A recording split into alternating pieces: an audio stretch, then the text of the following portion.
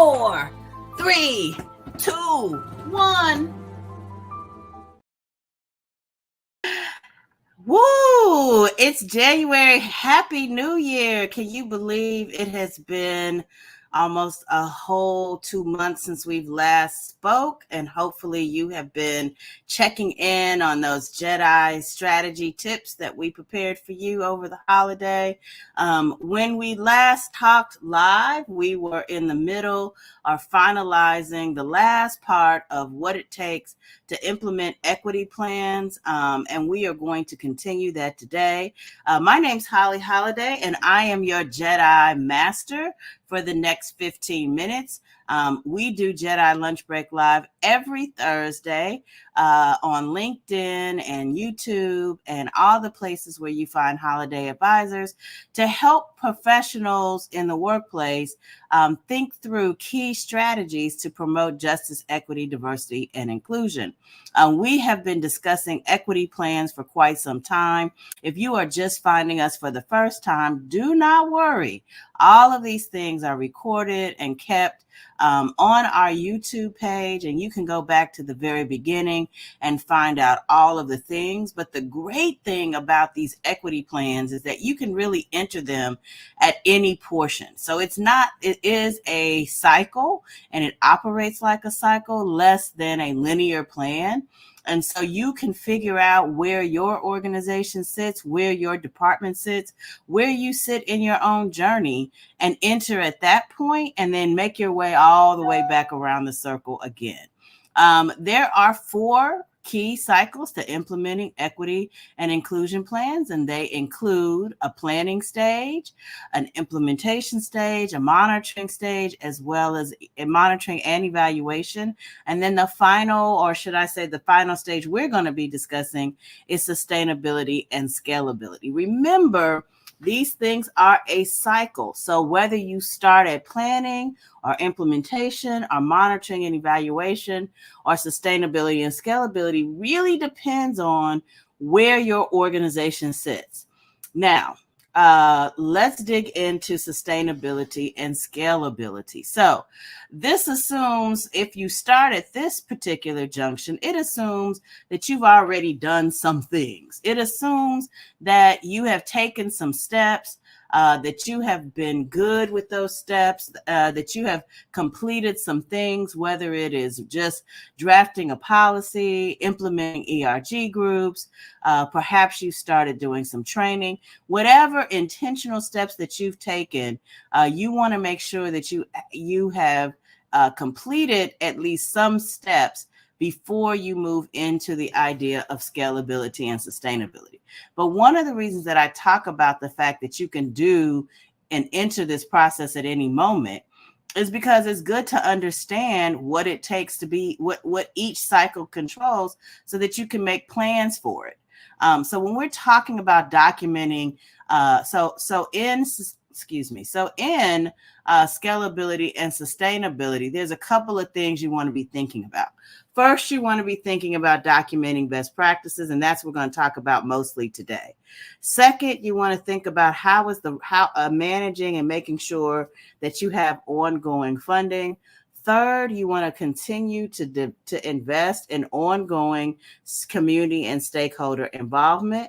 You want to make sure that there is policy integration, and you want to make sure that you are key on what replication looks like. As we discussed way back in the planning period, we absolutely recommend that you start small and build out. This ensures that you have done all the things, that you've been through the cycle at least one good time through all 4 phases of the cycle, to ensure that when you are getting to the part of replicating, that you have a good handle on what needs to be included. Today, we're going to talk about best practices, as I mentioned. And again, the key with best practices is definitely going to be documentation. You're going to hear me say that a lot today. In fact, that might be our key word of the day, documentation. This includes a couple of things. So first, let's talk DEI policies and strategies. Documentation, you want to make sure that you have a clear statement that outlines the commitment. And I will tell you, this is key for a lot of people who are seeking employment. So if you're looking to attract a diverse group of people to your organization, you want to be sure that you have a clear policy, and the policy by itself is not enough. Policy plus strategy is the key. This should include organized objectives, goals, and key performance indicators. Second on the documentation list is a handbook and or manual. So the DEI boom definitely started in 2020. And although diversity, equity, inclusion as a discipline has been around forever, it just really started developing in the workplace in mass and not in sort of little pockets. The boom really occurred in 2020. And so organizations definitely sit at different levels with this. So when you're looking at not just having a policy and strategy, you want to make sure that you have a handbook or manual that it documents what best practices have worked for you. A big part of this documentation should definitely include definitions. I'm probably really a stickler for this. English is already complicated, and imagine if you have people who speak multiple languages in your organization. So this is a space where having a definition of key terms so that we are using a common language for common understanding is crucial. And so in addition to documenting your values and principles, you also want to include any reporting mechanisms that your organization has for discrimination, harassment, or bias issues. This allows you to stay on top of incidences that may create risk in your organization that could lead to unwanted liability. The third thing that you definitely want to have in your documentation toolkit are training materials. Training materials are crucial.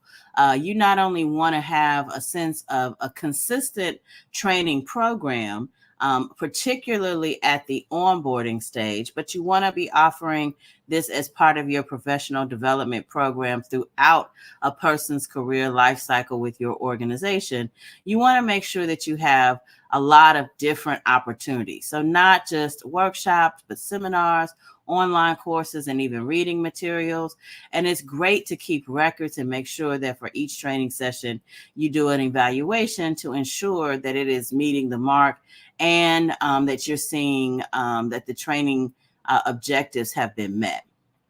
The fourth thing in your recruitment toolkit is you want to have very clear recruitment and hiring procedures. Now, as you all know, HR, human resources, talent acquisition, employee services is not the end all be all of diversity, equity, and inclusion, but it is an important component. So be sure that you have documented the steps that are involved with recruiting and the hiring process, and that you are publishing widely and posting widely your job postings. We talked earlier in an earlier segment about what should be in those postings, how to make sure that they are attracting the most diverse and qualified candidates possible. So check out that earlier recording for more information on that. Fifth, you want to be documenting promotions and advancements. You want to be clear about the criteria for promotions and advancement so that you ensure that everyone in the organization who may be interested in those opportunities can do what they can do to prepare themselves and track. This also creates not only a fair and equitable process, but it allows you to pull from many different places, because typically when people are happy with where they work, they're looking for opportunities to move up. And when they understand what's expected of them, then they're going to demonstrate that. You also want to obviously track the representation of your diversity at every level, and not just at the entry level or at the hiring point, but how does that manifest as people progress in the organization? This is a big one, maintaining pay equity. Not only do I recommend here that you look at maintaining, obviously, records of salary and compensation data to assess pay equity, but also looking at any initiatives that you may need to engage in to close wage gaps. About every 5 years or so, I also recommend that organizations look to do a salary survey to ensure that their pay is competitive with the pay in the environment, to make sure that that your pay and benefits is on par with what the industry is tracking. If not, even better. And a lot of people use that to actually decide to have richer benefits in order to create a more competitive edge. We mentioned earlier, employee resource groups. Another way that we need to show some documentation. You want to keep records of your employee resource groups. This includes things like their activities, their objectives, and their membership demographics. Be clear to document the impact that they've had on the culture and inclusivity efforts. One way to do this is to have employee satisfaction or employee engagement surveys annually, and include some questions on the impact of your employee resource groups. Well, as I talk about employee engagement surveys, one of the key things you want to be doing is collecting metrics and data. So you need to obviously ask for this demographic information, make that a standard part of what you do. It is important under the law that a person's response to this information be voluntary and not mandatory. But to the extent that you are able to collect it, it can really be a valuable asset in understanding, again, not only your risk, but your opportunity. This also allows you to create reports and dashboards to track and identify areas, again, for improvement. The ninth thing that you definitely want to have in your toolkit is you want to have communication and outreach tools. Think about how you're using newsletters and social media and community partnerships to track engagement. Number 10, do you have success stories? Listen, I don't know about you, but I love a good joy moment. And there's nothing more exciting than to tell stories of how well your employees are doing and how included and welcomed and fulfilled they are in their own careers as a result of policies and practices that you have in your workplace. Not only is this great for the organization, it's great for the morale of the organization and the people who work there. Compliance and legal documents. This is kind of obvious, but I definitely want to make sure that we have it on the list. Based on your industry, based on the number of employees you have, there are definitely going to be some key compliance issues. So make sure you've checked with your legal counsel to ensure that you have all of those documents covered. And then finally, this is probably my favorite thing in the toolkit, and that is that you have documented a process for continual improvement. One of the things I say almost every time I train is to talk about the importance of feedback. Feedback is a gift, and so this is a way that we manage continuing improvement. So establishing a process for regular reviews and updates to the documentation allows you to ensure that you are on track with the evolving best practices and changing organizational needs. Listen, every industry changes. Everyone does, whether it's because of technology or because we as humans evolve. Either way, it's important to make sure that you're keeping up. So you want to make sure that you engage in a regular review of your policies, practices, and procedures to ensure that you're not only creating a safe and happy and successful, welcoming workplace, but that you are maintaining it over the long haul. Whew, well, that was a whole lot, but I think it was valuable information for our first 15 minutes or less J.E.D.I Live for the year. Again, my name is Holly Holiday. I have been your Jedi Master. I hope to see you back here next Thursday when we will be continuing our work around sustainability and scalability, talking about the need to manage your resources and secure ongoing funding. That's definitely one you don't want to miss. Until then, like, follow, and subscribe in all the places. Till next week. Bye.